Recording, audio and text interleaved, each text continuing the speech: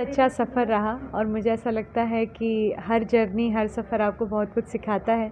तो इस सफ़र में भी बहुत कुछ सीखा और बहुत अच्छा एक्सपीरियंस था।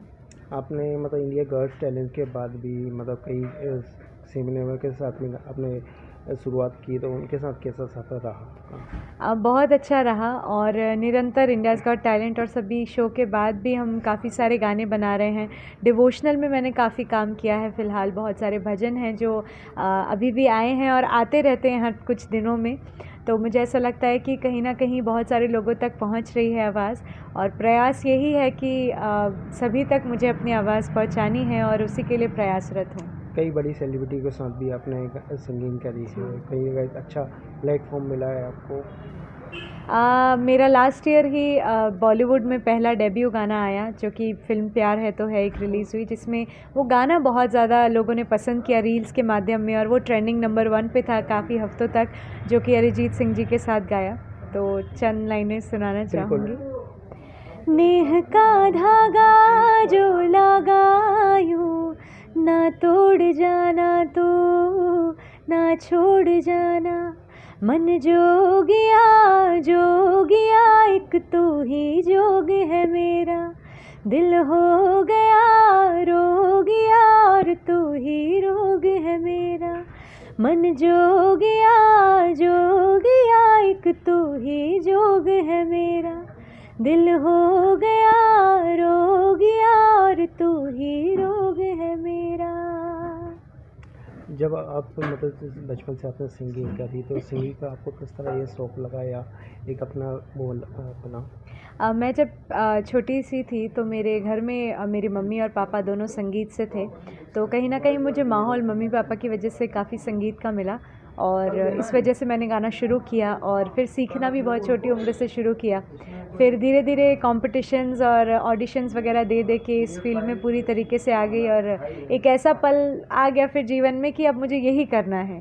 तो आपके गुरु कौन रहे हैं? मेरे गुरु, मैं सबसे पहली गुरु मम्मी रही हैं, और उसके बाद डॉक्टर शिप्रा सोलेरे मैम, जिन्होंने मुझे साला गाना सिखाया कहा जा सकता है। फिर सुगम संगीत में आलोक वर्मा सर हैं, उन्होंने मुझे काफ़ी ट्रेनिंग दी, और अभी भी मैं जिनसे सीखती आ रही हूँ काफ़ी छोटे से अभी तक, प्रकाश वेरुलकर सर, जिन्होंने शास्त्रीय संगीत की भी मुझे शिक्षा दी, और उनसे अभी भी सीख रही हूँ। आपके पापा के जाने के बाद आपको काफ़ी मतलब नर्वस लगा, अकेलापन लगा, किस तरह फिर वो आपने मैनेज किया सब? मेरे पापा के गुज़रने के बाद मेरे मन में सिर्फ़ एक ही बात थी कि भले ही वो व्यक्ति अब इस दुनिया में नहीं है, पर कई सारे ऐसे सपने थे उनके जो कहीं ना कहीं उन्हीं के थे, उन्होंने देखे थे मुझको लेकर, अपने बच्चे को लेकर।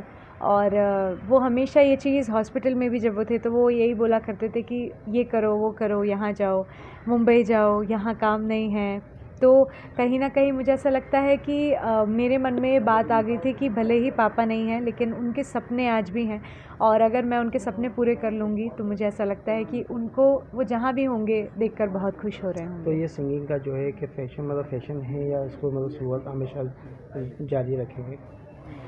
ये बिल्कुल मेरा पैशन बचपन से रहा है, और मतलब ऐसा बिल्कुल भी नहीं है कि मम्मी पापा संगीत करते थे इस वजह से मेरे अंदर आया। बिल्कुल ये सच बात है कि उनकी ही वजह से, उन्हीं के डीएनए की वजह से मेरे अंदर संगीत है, लेकिन मेरा रुझान या मेरी रुचि जिसे कहते हैं वो बचपन से ही संगीत की ओर थी।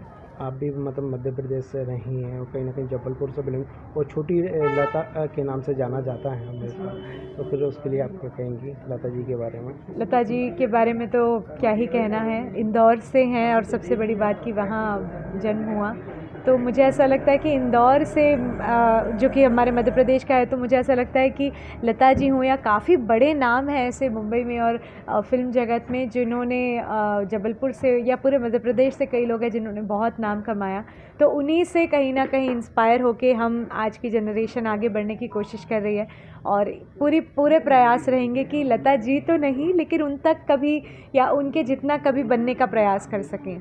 अभी तक कैसा सफ़र के दौरान अभी कोई सिंगिंग में कोई ऐसा आपने कोई गाना गाया है? जी, फ़िलहाल बॉलीवुड में भी काफ़ी चीज़ें चल रही है जो कि समय समय पर लोगों तक पहुंचती रहेगी। और डिवोशनल में मैं काफ़ी सारे लेबल्स के साथ सारेगामा म्यूज़िक और ज़ी म्यूज़िक कंपनी, जो ऐसे लेबल्स हैं जिनके भजन और जिनकी सारी चीज़ें लोगों को काफ़ी पसंद आती हैं, उनके साथ मैं काम कर रही हूँ। और वक्त-वक्त पे मैं लोगों को बताती रहती हूँ मेरे सोशल मीडिया के थ्रू। तो लोग अगर जानना चाहते हैं तो वो मुझसे जुड़ सकते हैं मेरे सोशल मीडिया अभी ऐसे माध्यम कौन से। से मतलब म्यूजिक के साथ दिन भर काम कर रहे हैं अभी?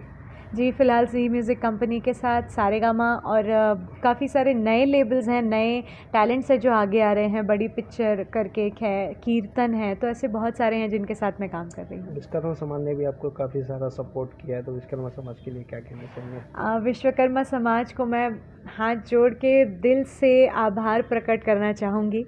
ये इसलिए ऐसा कह रही हूँ क्योंकि चाहे पूरे भारतवर्ष में और पिछले साल जब मैंने भारत से बाहर कितनी जगहों पर मैंने ट्रैवल किया और कितनी जगहों पर गई, पर ऐसा एक भी, पहले मैं कहती थी ऐसा एक भी शहर नहीं रहता जहाँ हमारे समाज के लोग हमसे मिलने के लिए ना आए। अब मुझे बड़ा गर्व महसूस होता है बोलते हुए कि ऐसा कोई देश नहीं छोड़ा होगा जहाँ पर विश्वकर्मा लोग हमसे आकर नहीं मिले। और चाहे कोई 1-2 जन व्यक्ति हों, लेकिन वो हमसे आकर मिले ज़रूर हैं।